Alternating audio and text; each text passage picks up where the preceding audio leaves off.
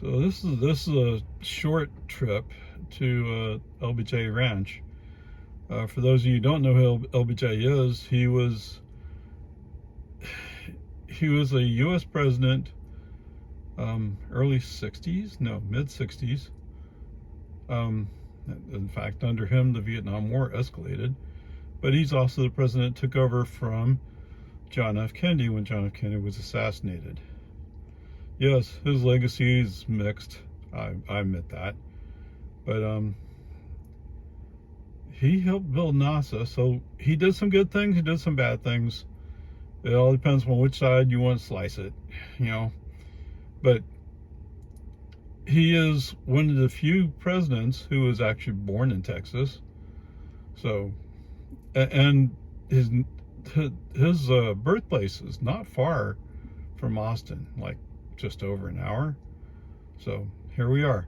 So I originally started out with planning this as a, let's call it a break. Well, then I stopped at Charge in Johnson City, which gave us a break, so we didn't need another break. But I didn't want to stop by the cemetery anyway. So it was an interesting visit for us. Now, okay guys, welcome to the cemetery where LBJ is buried. So this is on the Johnson State Park. I guess that over there is where he was born. Anyway, it's not really all that far out from Austin. So if you remember Johnson as one of our former presidents, he's one of a few Texas-born presidents. This is the place. All right, so to kind of wrap this up, let's start here. The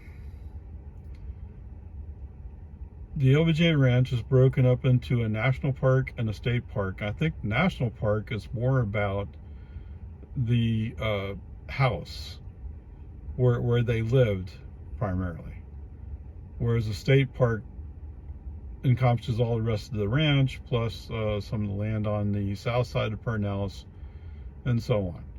So it's a combination of two. There is a driving tour, but you have to go to the state park headquarters, wherever it is, on along Park Road 1, I guess it is, and pick up a temporary permit to drive through the ranch. When I was much younger, I do recall that they had a tram that went through, and they told you about the various things that the Johnson farm did, or Johnson Ranch, I should say, I guess. So there is that part.